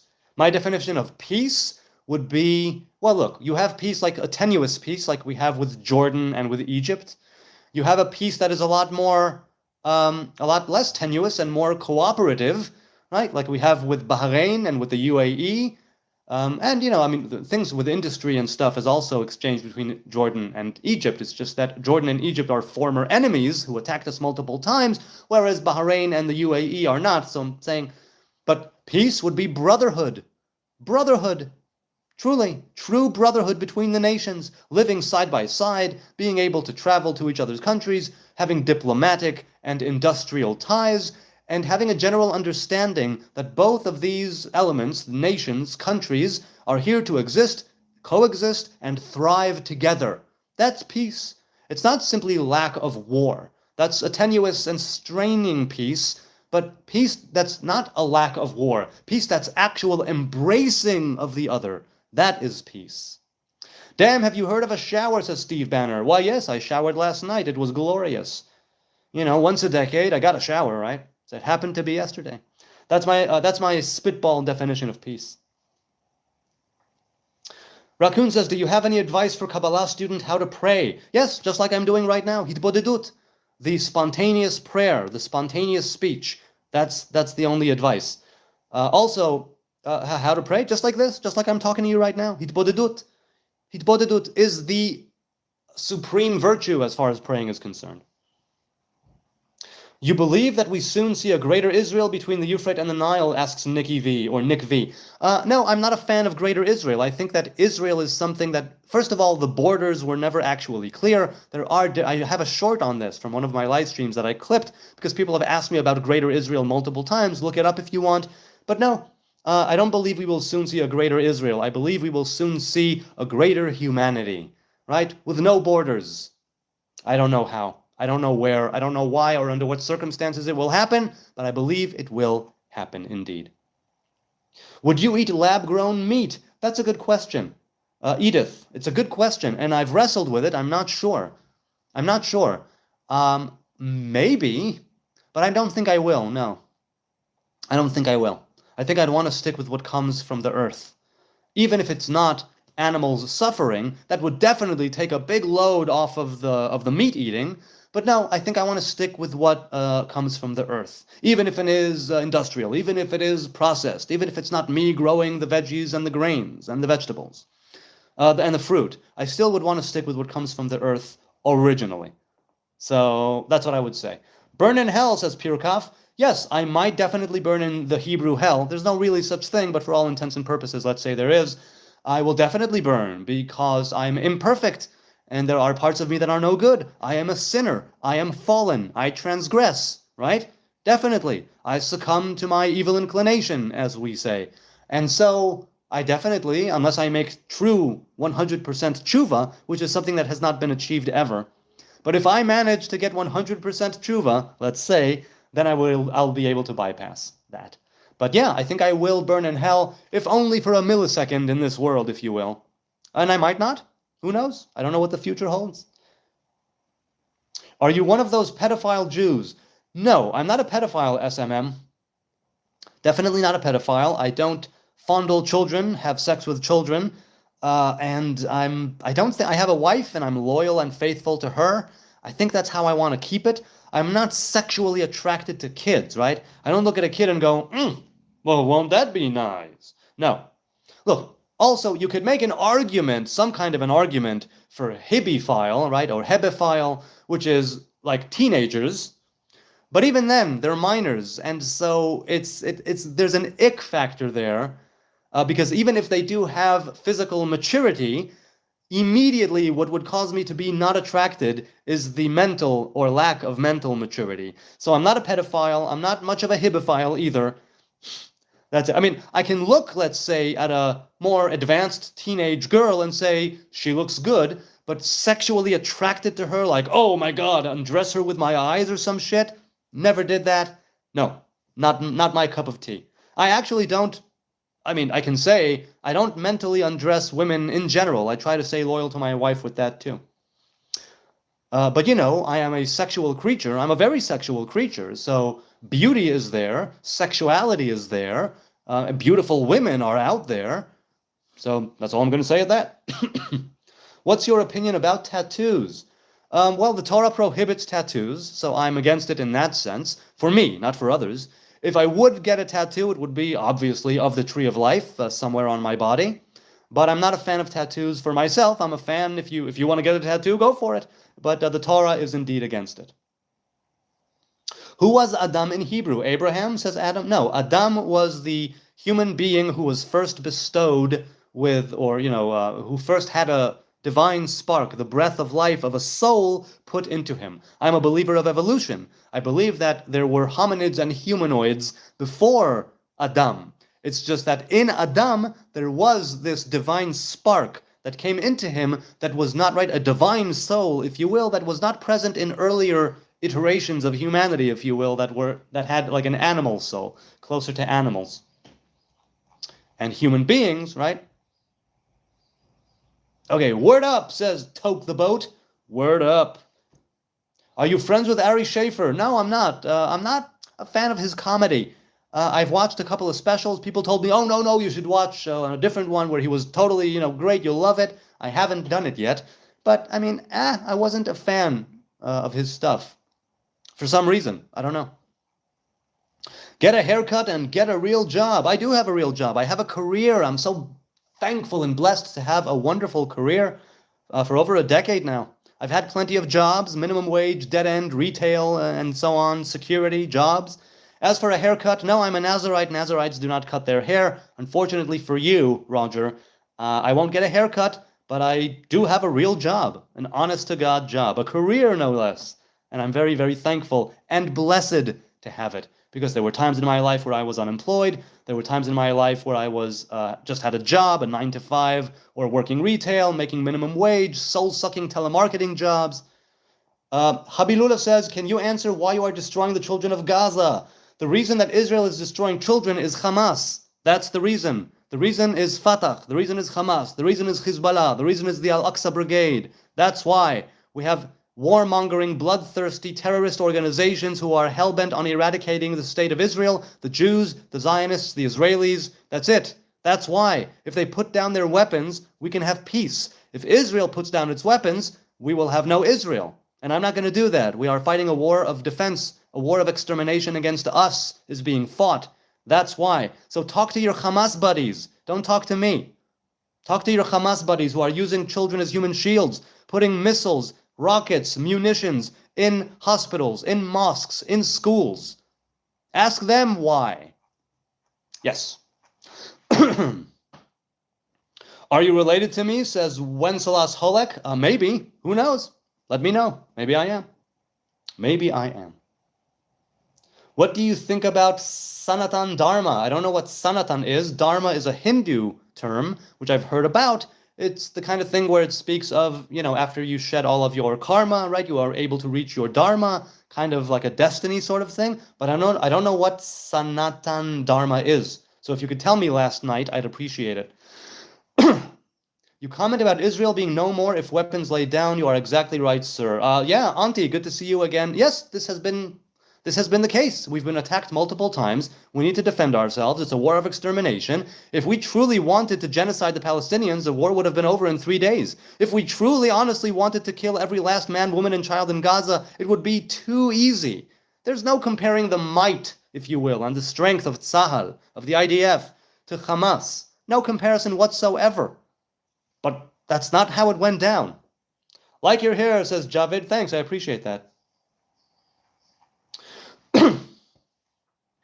Where Torah prohibits tattoos, which mitzvah? It's in the book of Leviticus, Lo ta'aseh lecha ktovet ka'aka. Now, it says it in the context of not going in the ways of the nations around us. We are not supposed to shed blood for the dead, and we are not supposed to make a mark of a tattoo upon our flesh. It's in the book of Leviticus. Consider yourself white? No, I don't consider myself any type of color. I'm just a regular Middle Eastern dumbass with a phone. That's who you're looking at. No more, no less. My relatives and ancestors came to NYC after defeat of certain local dictator that wasn't Austrian but Czech artist. Interesting. A dictator, what? A dictator, a Czech artist? I'm not following you. Not following you. No, it's not, says John Cow. It's Netanyahu and you're justifying that. No, I say, I'm very critical of the government. They did things that were wrong, but the government and the IDF, despite all their wrongdoing, is fighting a defensive war against the extermination of the people of Israel. And if you are negating that, we have absolutely nothing to talk about. The least you can do is acknowledge that there are terrorist, brainwashed, war-mongering, death cults, terrorist groups who don't want peace, who have rejected every single offer for peace, including East Jerusalem as the capital of the Palestinian state.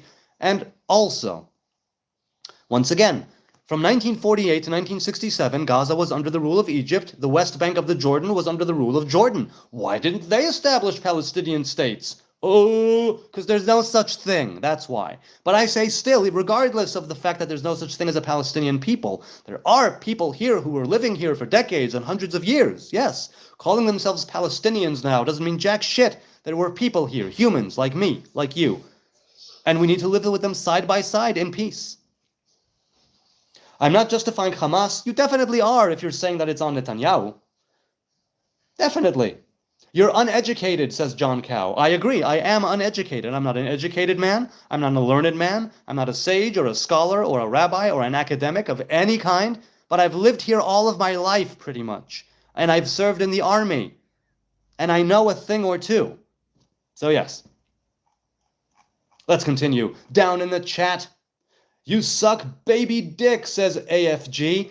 No, and I have had the opportunity raising babies here in my home, and I've never sucked baby dick. Now, you could say that I've sucked a grown man who had a micro penis, and then I would say, no, I haven't done that either. So let's just to get it all together. I have not sucked baby dick.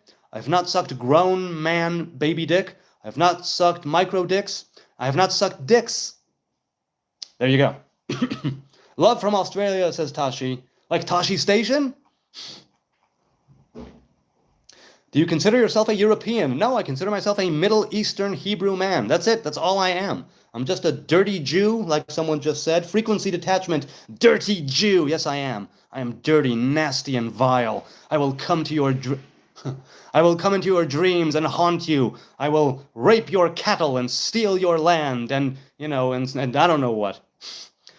Bro, cut your damn hair, says Two Wolves. Nope, not gonna happen. I want to go to my grave under the Nazarite vow, and that means not cutting my hair ever.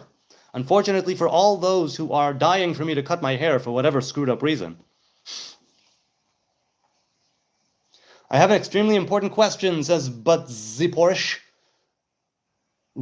Reuben sandwich? I don't know what that is. Corned beef or pastrami, marbled or caraway rye, fermented, kraut, or vinegar pickled. Well, I'm a vegan who doesn't partake of vinegar, or of wine vinegar, so I can't tell you anything about that. I've never had a Reuben sandwich. I never even knew that such a thing existed until this very moment, so I cannot address nor answer the question, unfortunately. Yehudai Yod Shin Vav Ayin. Treat him as you would want to be treated. Got it? Okay. Potato Ono says, I cannot believe our tax dollars are going to Israel and you're still like this, even with free schooling. I don't know what you mean by like this, but okay, go for it. Again, America should be America first. That's literally what it should be. America first. America needs to take care of its own problems locally first. And it has a ton of problems from what I've gathered. And it should give less to Israel and more invest in its own society, its own environment, its own infrastructure, education, right? Being chief among those. Yeah, that's what I'm saying. Okay, let's continue. No rye bread? Bruh. No, there is rye bread. I do eat rye bread. But I eat rye bread, I eat other types of bread, but if there's any wine vinegar involved or raisins, I don't eat it. Tell him you guys think Jesus is burning in a pile of shit, says AFG. Yes, there is the opinion in the Talmud, and some people go with that opinion, that Jesus is burning in a pit of burning, boiling excrement. And I don't believe that Jesus is burning in a pit of boiling excrement. I believe Jesus was a relatively righteous man, a good man, according to the gospel anyway, who lived and died like any Hebrew man that had ever lived and died, and that he's a dead man, no more, no less. He could have been a potential sage, messiah, prophet, king, anointed one, whatever, but then he died. And yes, if you say he was resurrected, I still don't follow him as a God incarnate. But I do not follow the teaching that says that he is burning in boiling excrement. But I'm very happy to say that the Talmud brings that. The Talmud did not make that halacha. There's no halacha to think like that. It's an opinion brought by one sage, maybe two. And yes, a lot of people follow it. That's true. Jesus Christ, says John, how can you be vegan and justify these bombings that also killed lives, innocent animals that have jack shit to do with this war? Yes, a lot of innocent lives have been lost. Men, women, children, animals. Again, talk to Hamas. Don't talk to me. Talk to Hamas, who perpetrated this war. Talk to Hamas, Fatah, Hezbollah, Iran's regime, right? Talk to the armies that surround us and that attack us on a regular basis, or have in the past on a regular basis. Don't talk to me about war. We are not the ones perpetrating the war. We are the ones who endeavored, gave back tons of land for peace, disengaged from Gaza for peace. And what did we get? More missiles, more rockets, more suicide bombings, more knifings. And not of civilian, not of military targets, mind you, civilian targets to begin with. That's what terrorism is. So don't give me that shit. I can definitely be vegan and still say that it's a war that's justifiable, and I still am criticizing and reflecting, right, and critiquing the government and the IDF where it merits critique. But I definitely support them in the war against the terrorists that would be here to slaughter us. If we put our weapons down, there will be no more Israel. There will be no more Hebrews. There will be no more Jews in this land. In this land. No wine or strong drink, no vinegar from wine, no grapes, raisins, skins, or seeds, says Jehovah Love. Yes, that is correct, but the strong drink means of grape origin as well. And I gave up all alcohol, so yes. But a Nazarite man or woman does not need to give up all alcohol. They can drink alcohol that is of grains, right, and other things, but not grape origin. Let's continue. A lot of anti-Semitism in the chat. It's ridiculous, says Michael. No, it's par for the course. It's definitely par for the course. Because I'm a Hebrew man, and whenever there is a Hebrew man or woman online, they will get tons of hate, tons of vitriol, tons of Jew hatred. It's simply the way of the world. That's it. And a lot of these keyboard warriors are hiding behind the anonymity of their username. And but again, that's the internet for you.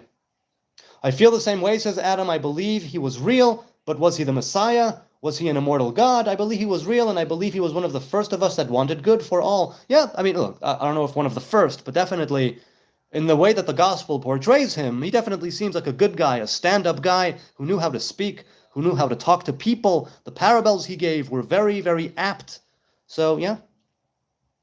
Y'all should go back to Europe where you came from. Why are DNA tests illegal in Israel? They are not illegal in Israel. They are very, very carefully moderated, and there are different rules that apply, but it's not illegal in Israel. That's a stupid conspiracy theory that I've heard many times in the past. It has no basis in truth. As for go back to Europe, you know what they told us in Europe? Go back to the Middle East where you come from. Can people in your practice smoke weed? Yes, they can, but it depends on, according to which halacha you go by. Some halachic scholars would say it's not the thing to do. Some would say it is definitely the thing to do.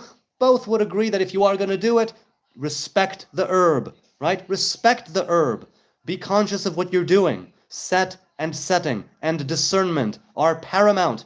And if you're going to have a psychedelic experience and widen your capacity for understanding, don't let weed take the place of meditation, of prayer, of Torah, of commandment following. It should be a supplement, but not the main course. That's what I think about herb. I've smoked herb in the past. I have since quit, but I've definitely, yeah. I am not anti-Semite, says Jaros. Please don't hack my Samsung and do shockwave attack. Well, and I'm not a hacker, and I have no idea what a shockwave attack is, so you're in the clear. You're definitely in the clear. Don't put anything above Hashem, says Jehovah Love. Exactly. Don't put anything above the revelation of God. Now, you can have a psychedelic experience that is induced with synthetic materials or organic materials, right? But don't let it replace. The bulk of your psychedelic experiences should come from within. Psychedelic literally means mind revealing. That's what it literally means in the ancient Greek, if I'm not mistaken. And if you're going to be revealing yourself, to quote Bob Marley, right, who said, when you smoke the herb, you reveal you to yourself. then do that through Torah, do that through commandments, do that through prayer, do that through meditation. And if you want to do that occasionally with a substance, by all means do it, but don't fall into the trap of thinking that that's the way to go. It isn't. You should definitely be doing that, but only as an addition, not as something that completely replaces these practices. Okay, let's continue. What do you think about the Khazar Jews and all the conspiracy about them, says Nick. Well, I think it's been debunked, but I say let's go with it. Even if there was a kingdom of Khuzal which had converted, Jewish converts are 100% Jewish. I could have converted just this morning. I've said this many times. Even if I converted this very morning, a few hours ago, I am 100% a Jew, like any other Jew, like any other Yid that has ever been born to a Jewish mother or father across the generations. 100%, no more, no less. So if there were Khazar Jews, they are now simply Jews. And if their origin is in Khuzal, in the kingdom of Khazar, or Khuzal, so be it.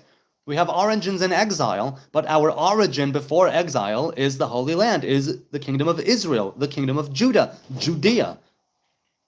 Jerry asks, does living in the Holy Land have a noticeable impact on your spirituality? Do you feel closer to God living there?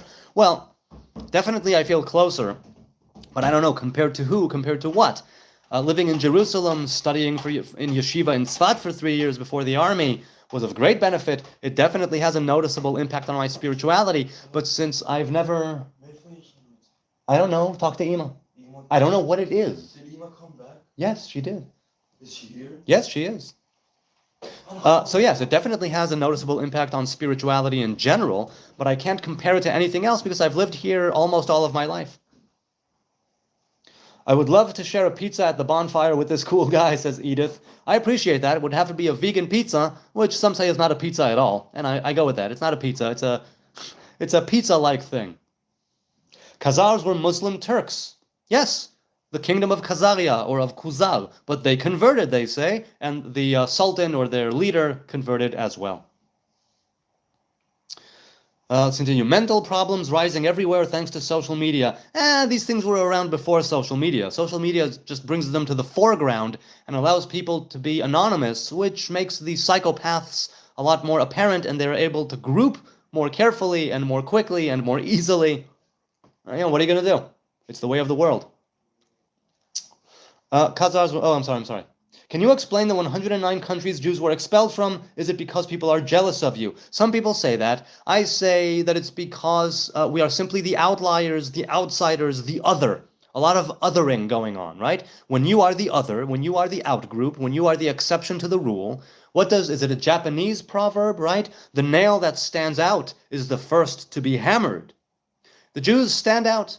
They're too secular, they're too religious. They're too integrated, they're not integrated enough. They're too rich, they're too poor. Right? They're too segregated, and they try to infiltrate positions of power in society. It's like no matter what the Hebrew people do, they will stand out like a sore thumb to certain people, and those people eventually, especially with the history of persecution by different faiths and religions throughout history, right? We stand out for whatever stupid reason, and then we are hammered down. That's why. As for being jealous, some people say, it seems a little vain, arrogant, proud, but some people say that it's because the Hebrews brought the Bible into the world, the Ten Commandments, that idea, that monotheistic idea, which has been made much more prevalent throughout the course of human history with Christianity, with Islam, and we were the forerunners of both of those, and so they say that's why, because we act as a kind of conscience to the world, a global conscience, like a earth-wide Jiminy Cricket, that is there. The covenant is still there. We Hebrews are still here, and we are a pain in the ass of those who would want to say that the covenant has been broken and we are done for, and there is no connection. But we are still here, practicing Torah and commandments, and that is just a pain in the ass of so many people, and that's why they go for the Jews. Some say, some people say that that's the reason. What do you think of halacha law, says Captain Hector? Well, I kept strict halacha for many, many years. I grew up Orthodox in Jerusalem. I've grown away from keeping strict halacha, but I still keep halacha. So what do I think of it? I think that without a Sanhedrin and without a standing court, it's a very problematic issue, because halachically speaking, when we had to write down the oral law about 2,000 years ago, right? The Mishnah and later the Babylonian and Jerusalem Talmud, we've sort of codified and canonized this collection of texts that was not supposed to be written down. It was supposed to remain oral. Halacha, rabbinic law, was supposed to evolve and progress with the civilization of the Hebrew people and with humanity and with the world. But because there was a great danger of it all being forgotten, they did the unthinkable and they wrote it down. And when it was written down, that's it. Now it's oral law in written text. And that is a very, very big contradiction. But they had to do it. It was a necessity, lest it all be forgotten. And we went into survival mode for many years until we came back from this exile. So halacha kept us in our closed halachic way of life, survival mode. But now we are not merely interested in surviving. We want to thrive in this land. We want to prosper. We want to break free of the bonds of exile and death and destruction. And doing that means going also and bringing back the ancient ways of the laying of the hands, so we will have proper actual rabbis, not simply people who hold the title rabbi like they do now, who pass the halachic exams and who are certified rabbis. No, I mean actual rabbis like there were up until the time of Rabbi Yehuda ben Bava, who was killed by the Roman Empire. That's what I'm saying. So halacha is something that should be oral, passed down from father to son, mother to daughter, rabbi to disciple, master to apprentice, and all that. But it's not that way anymore because of death and destruction and exile. So I think it's a good thing, it's a great thing, it's a wonderful path. I don't follow it as stringently and strictly because I have my issues with modern day halacha. But that's what I have to say about that. Oh, I saw a super chat come in. Let's address that. What inspired you to take the Nazarite vow? Thanks, says Max. My Nazarite vow is a physical manifestation, right? A physical expression of a spiritual covenant, if you will, that I took about 15 years ago. I took my vow about 15 years ago or so. I had come to a crossroads in my life, and I understood that I couldn't follow organized religion the way that I did up until then. I could not do it. Certain things that I was seeing were not aligning with my values and the sense of morality that I had at the time, that I still do. And so I said to myself, I want to have a personal and unique connection to the Most High, something I'll be able to carry with me for life, something that will commit me and dedicate me to Adonai and to the teachings of the Torah and the commandments, but not being under that banner of organized religion, with I have some issues. And so the Nazarite vow was a logical and natural consequence of this soul searching that underwent a few years. Because I was thinking to myself, am I simply wanting to take a vow in order to appear wiser or holier or some bullshit, meanwhile negating halacha, shedding the yoke and the responsibility of Torah and commandments? Am I actually trying to just appear as if I'm higher or some shit, but really, really, really what I want to be is lower? And I had to wrestle with that, and I did for a few years, and eventually I took my vow, and I have never looked back. So my Nazarite vow is a physical manifestation of a personal covenant between me and God that I carry with me on my person, just like I have a covenant of flesh, right, in my organ of procreation, on my penis. I have a covenant in my flesh. I have a covenant in the crown of my head. I have a covenant in marriage, right? I have a covenant of Torah as when I was bar mitzvahed. So, but this is a personal covenant that's mine own. I don't encourage my kids to be Nazarites. I'm not even raising them religious. I'm raising them in a traditional Hebrew household, but without organized religion. And that might be to my detriment, and it might come back and bite me on the ass, maybe. But it's a risk I have to take. I have to take this risk, and I do take that risk, even though it is a danger. So, Max, thanks for the question. It's a good question. Many people have asked it, and that's what I'm saying. Let your yes be yes and your no be no, you fucking retard, says Ryan. I don't know what you mean. Are you talking about me? I'm definitely a fucking retard. There's no two ways about that. Definitely a fucking retard. I try to let my yes be yes and my no be no. That I try to do, to the best of my ability.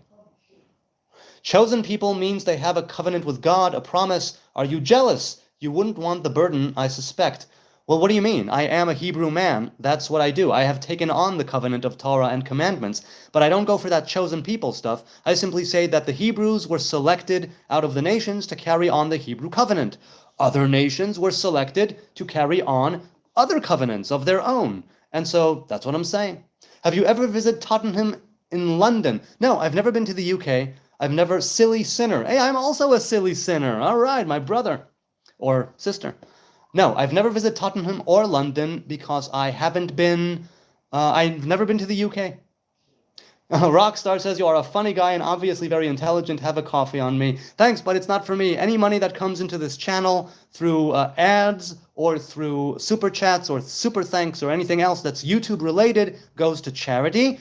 Things that might come in the future, brand deals or endorsements or sponsors, which have not been yet, but if that comes through, I plan on maybe to keep some of that. But anything that comes to this channel through any means of YouTube goes to charity. So thank you all for donating to charity. So far, it's 114 shekels and 76 agorot, and I thank you very much. And I will try to be as transparent as I can. I haven't had my first YouTube payment yet because I haven't reached the threshold yet. I've only been monetized for about a week and a half or so, but it seems that soon I will pass the threshold, and then I will be able to, pardon me, and then I'll be able to receive the money, and I will definitely share with you how much I made, which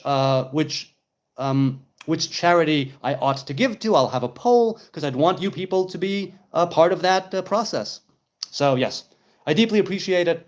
I have one coffee a day in the morning.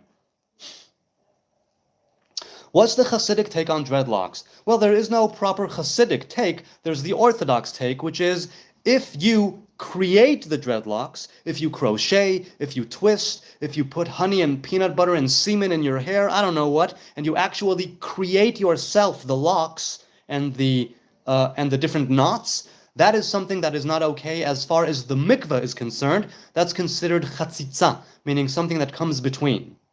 Now, if you let your hair lock up naturally, like the Nazarite man or woman, then that is not something that comes between you and the mikveh. That is the only place where I would be thinking there is an Orthodox take on dreadlocks. Now, if you grow dreadlocks to be like a Rastafarian, if you grow dreadlocks because you want to show as if you are not a Jew, for whatever hell that might do, I don't know if people do that or not, then, then the Orthodox, not even Hasidic, but Orthodox view, I think, would be don't do something like the other nations do simply in order to appear as the other nations. Do things since you want to do them for you. We was Jewish, says Alex Dorame. I don't know who was Jewish. You are a sinner, says Ryan. You need a savior. You cannot fulfill the law of Moses on your own. You will go to hell unless you accept Jesus Christ is God. No, I disagree on general principle. I am a sinner. I don't need a savior. I cannot fulfill the law of Moses on my own. No, because there are 613 commandments. I can't be a man, a woman, a prophet, a priest, a Levite, an Israelite, a king, a Nazarite, and divorce my woman because I want to stay married to her. All of those are different commandments pertaining to different individuals in different times in their life. So I literally can't fulfill the entire thing, but I can learn Torah, which is equated with fulfilling it all. I can keep the Sabbath, which is equated with filling it all. I can be part of community of the people of Israel, of the Hebrew people, of the tribes, right? And that is also equated with fulfilling the law. As for the Lord being Jesus Christ as God, no, there is no God incarnate in the Hebrew faith. You can say that he was the Messiah, fine. You can say he was a prophet, fine. You can say he was a sage, fine. But no, he is not God. There is no God in flesh. There is no God incarnate. That is against the Torah. There has been no revelation of such a God to the Hebrew people. To you, perhaps, not to the Hebrews. As for you will go to hell, yes, like I said, I am a sinner. I fall short of the mark every single day. I do things that are wrong by my own definition, maybe by the Torah's definition as well. And so I think there will be some purification and refinement necessary, and I hope to do it through tshuva, returning to the Torah and the covenant and the commandments every single day, that I might be able to shed my ego, to shed the karma, to better myself every single day, that it won't be necessary. However, it probably will be necessary because I'm a flawed, frail, fragile human being. And that's what I think about that. How to make a golem? Well, I don't know. That has to do with practical Kabbalah. I do not deal with practical Kabbalah. I deal with teachings of the Tree of Life and of the Kabbalah, but I am not a Kabbalist, and I'm certainly not a practical Kabbalist, a Kabbalah ma'asit, right? Mekubal ma'asi. Yes. I genuinely like this guy. His humbleness is refreshing. I respect it, says Edith. I appreciate that. Humility is the key to all positive traits. Humility is the key to all good attributes. If you put humility as the candle at your feet, as Proverbs says, you will find that good things come to you, because humility, in my understanding and experience, teaches you to give things their proper time and place. When you are able to give things the proper time and place, you are able much closer, faster, sooner to reach an equilibrium, right, within yourself, like a homeostasis that's internal and external alike. Now, when you combine that with Torah and commandments, which inform you even more, then you have a set, narrow but deep path, right? It's very narrow because you're constrained by the commandments. Yes, it's a narrow path, but the depth of it is infinite, see? So you can say that it's a very narrow path and it ought to be very wide. And it's like, no, the Torah constrains you in some things, but opens up wide everything else in the depths to which you can go in life. Oh, another super chat came in. I'm sorry. Let's see. Silly Sinner says, I struggle with religion as I have Jewish and Christian heritage, but I try my best. But Tottenham is the Jewish central of London, and a nice place. That's very, very cool, Silly Sinner. Look, struggling with religion is something that I definitely understand, and that is why, after a few years of soul-searching, I came to the conclusion that I'm me. There's only one me. Nobody else can live life for me. It's something that I must take on. And so I took the organized religion into which I was born and in which I was indoctrinated. I took it all into account, all of it. But I said, look, I need to start picking and choosing. I am a cherry picker on all levels of analysis. I pick and choose everything. I am a cafeteria Hebrew man of faith. I am a cafeteria Hebrew man of commandments. I have my hills that I will die on, the principles that I live by, the flags that I stick in the ground and say, this is what I go by. And if halacha comes into the picture, I'll go by it or I won't. And if different scholars say this or that, I don't care what they have to say. I pick and choose everything because there's only one me, like there's only one you. So you need to make a choice. I mean, you don't necessarily need to make a choice. It's a question of... Oh, sorry. Okay. It's a question of... oh, wait, I didn't give likes to all of these. So let's give likes to all of these things. Hold on. Give likes to all the super chats coming in. Okay, likes and hearts to all, and I deeply appreciate it. I still don't know what charity I'm going to give it to, but it's coming up. Soon I will be through that threshold, so at some point I will be doing something about that. So yes, you try your best. There's Rabbi Zusha of Anipoli, who lived a few hundred years ago, and he said, when I die, I'm not afraid of being asked, Zusha, why weren't you like Moses? Right? Why weren't you Moses? He says, I fear that I will be asked, Zusha, why weren't you Zusha? And so, silly sinner, God and the divine revelation, if you will, because I don't know God, right? All I know is how God reveals himself to me. The divine revelation won't be questioning you and giving you the third degree on why you weren't the most religious person in the world. No. It won't even be giving you crap, I'm sure, about why you struggled. This is a world of strife and struggle. It's a world of knowledge of good and evil, and we are the ones who must contend with it. Not the demons, not the angels, not the animals, us, here, living, breathing, walking, talking human beings. And it's a cross to bear, so to speak. Your heritage is mixed, and so that definitely puts you in a sort of problematic pickle. But I don't think the divine revelation will come at you with such accusations. I think that, silly sinner, why weren't you silly sinner? And so if you're trying your best to be the best silly sinner that you can be, no more, no less, that should suffice. It should suffice. But you need to be honest with yourself. That's all it is, right? It's honesty. What it is that I'm doing, why is it that I am doing it, where do I come from, and where am I going? Can you explain Zionism? I do this every live stream. I'll give you the gist. There's Torah Zionism that has its roots in the book of Deuteronomy. We keep the covenant. We are in the land. If we don't keep the covenant, we get tossed out of the land. And then there's modern day Zionism, based in Enlightenment, secular teachings that reared its head in the middle of the 19th century, and that is not religious, faith-based. That is simply saying, we are the people of Judah, of the kingdom of Judah, Jews. We had a home in Judea for many years. Then we were kicked out. We've maintained a presence in the Holy Land throughout that entire time. Little or more people were living there throughout the entire span of exile, and now we want to go back en masse. So let us rise up, right? Let us raise the banner of going back to Zion, not for faith, not for religion, not for God, not for Torah, not for any covenant, but simply because it was the land of our mothers and our fathers, and that's where we belong, ancestrally speaking. That's where we came from. That's where we are returning to.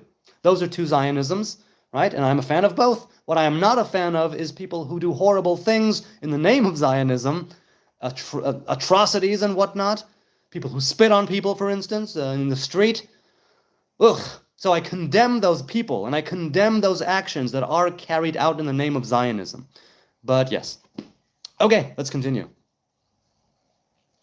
Thank you, I believe I needed to hear that, says Silly Sinner. So yeah, be the best silly sinner that you can be. No more, no less. You know? There's only one you. Look, you have a responsibility. If you're living, breathing, walking, talking, and are on this live stream watching me blah, blah, blah through a pixelated screen, it means that you still have the opportunity. You still draw breath, unlike billions who came before you.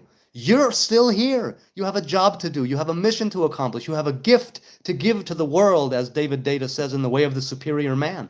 Figure it out. It behooves you, if you're still walking, talking in sound mind and sound body, it behooves you to figure out what is your responsibility here in this world. What is your duty to the world? You have one. I have one. Everyone has one. Figure it out. Make an attempt. Make a move. See what calls out to you in nature. See what it is that calls out to you, that shines before you in Scripture. Figure out where you stand. It's important because you stand in a place that nobody has ever stood in the history of all mankind, of all creation. And nobody can do what you do. Nobody. No, not the highest angel, nor the lowest demon can do what you can do. That's it. There's just you. That's it. Now, it's a very solipsistic way of looking at life, but I'm a bit of a solipsist in that sense. I am. Annie says, I know my duty and I think I'm doing it. Good on you, Annie. Annie, huh? The sun will come out tomorrow. Shazdek says, Israel is the land of its indigenous people, aka Jews. Islam wanted to colonize them like the rest and they failed. Well, look, here's the thing. The thing is that the land belongs to the Creator. Creation belongs to the Creator. We might merit staying here for a time, thriving here if we keep to the covenant, but it's conditioned on us keeping the covenant, following Torah. And if we don't, we could get kicked out again. For all of Tzahal's might, if the divine revelation decides that's it, another exile, nothing will stop that. Tshuva stops it. Doing good deeds stops it. Giving to charity stops it. Fasting and calling and praying, that might stop it. Oh, a few other super chats came in. Is worshiping Jesus idolatry? Does God punish idolatry? So I don't know God.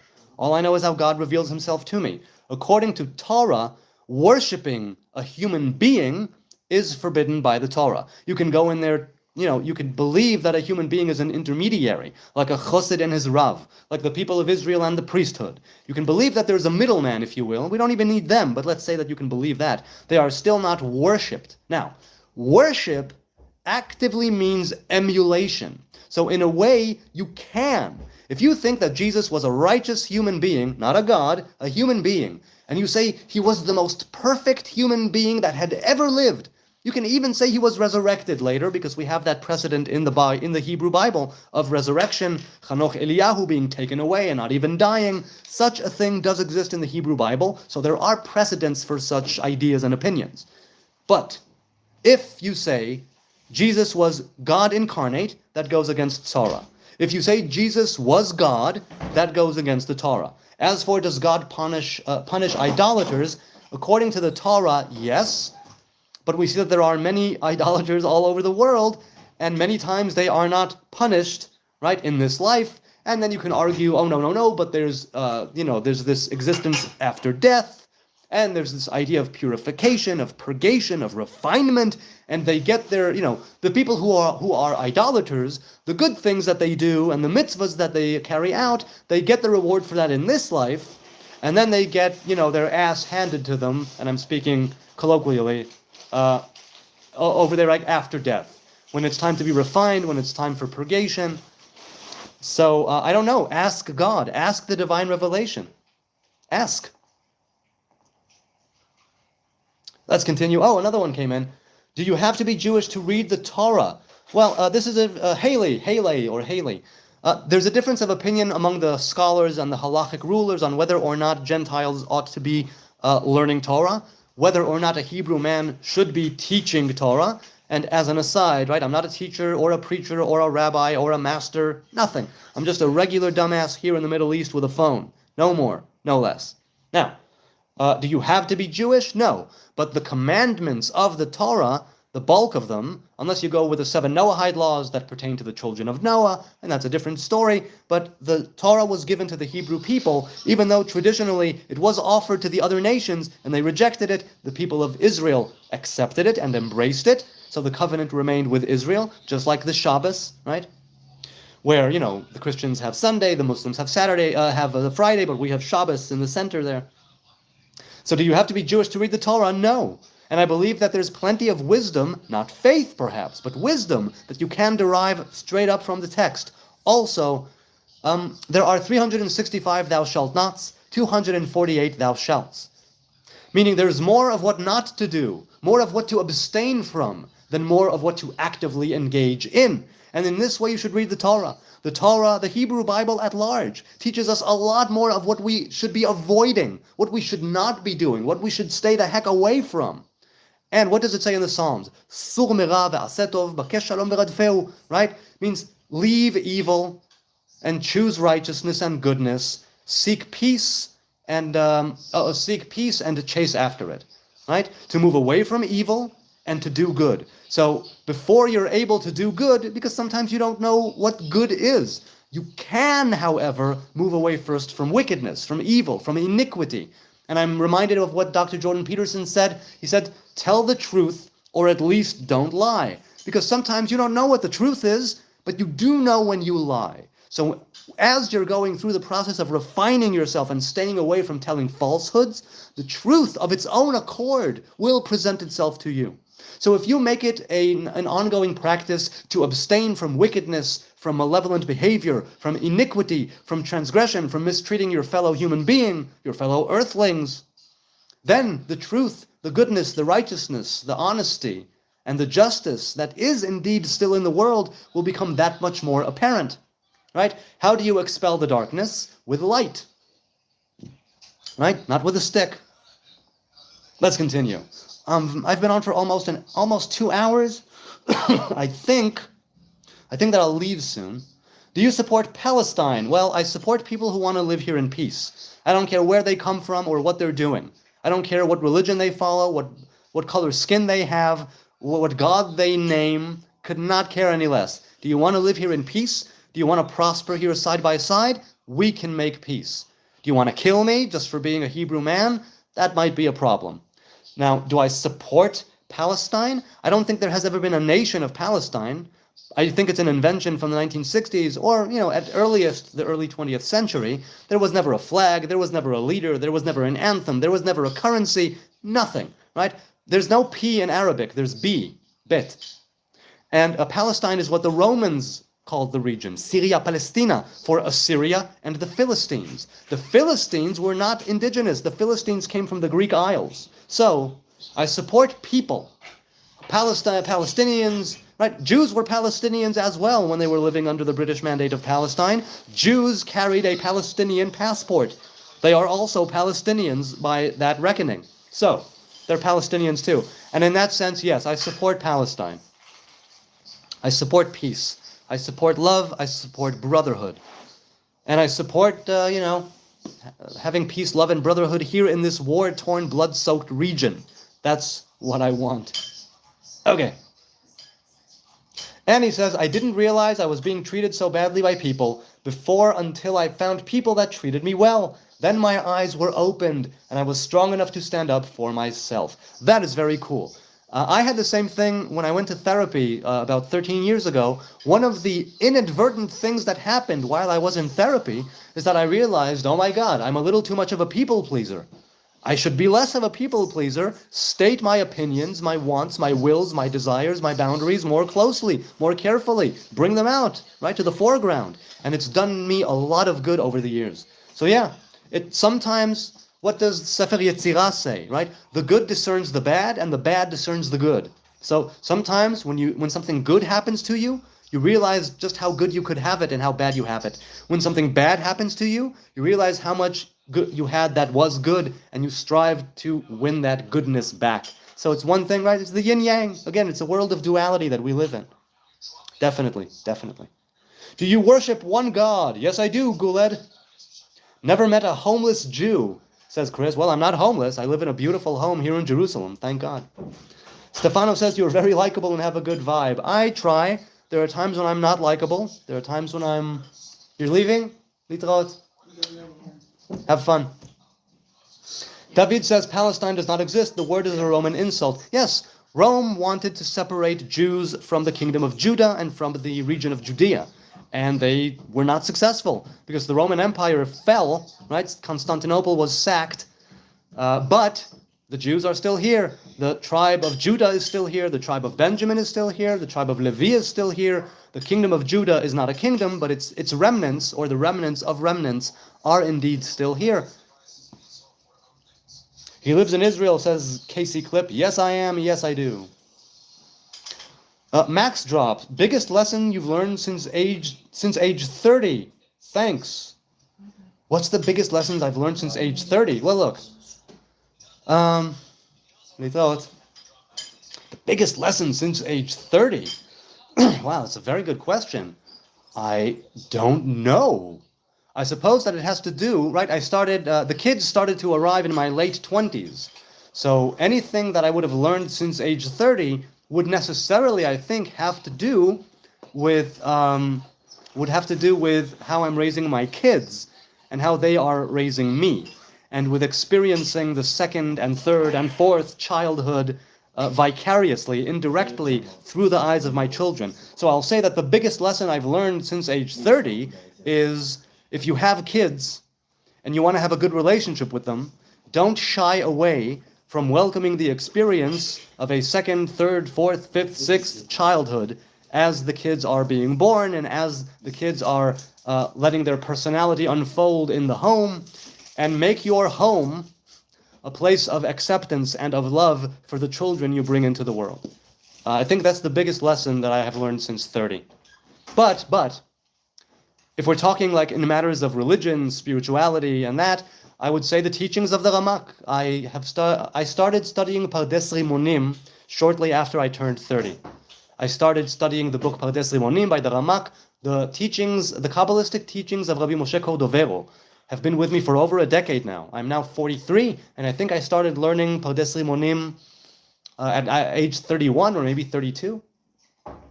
I think 31. So that would be the biggest lesson, like, let's say spiritually or religiously, if you will, because the teachings of Rabbi Moshe Cordovero have been a big, big part of my life ever since I started learning them regularly. So I think that's what I would say.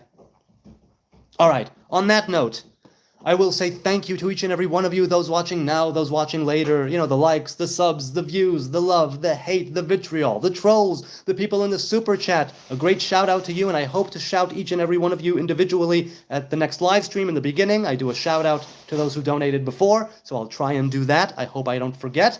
Either way, a great big shout out to you people here for engaging with me. I hope it was of some value, of some stupid lowbrow entertainment, if anything. And if I didn't get to your comment in the chat, my bad, I'm sorry, my apologies. The chat is moving so quickly I can't keep up with it, but leave a comment that's addressed to me. I answer every single comment that is addressed to me, every single one. And if you don't believe me, look at my different videos and live streams. I answer every single one because I care about the engagement and I care about learning from you people, right? Iron sharpens iron. It's part of why I'm here. So, be blessed, be a blessing, be a light, right? Be the light in other people's lives. And may we have a wonderful, wonderful Tuesday. Pa'amayim kitov. Until the next live stream, I hope so, tomorrow, good night, good day, good afternoon from Jerusalem. God bless. Thank you all. This was lovely.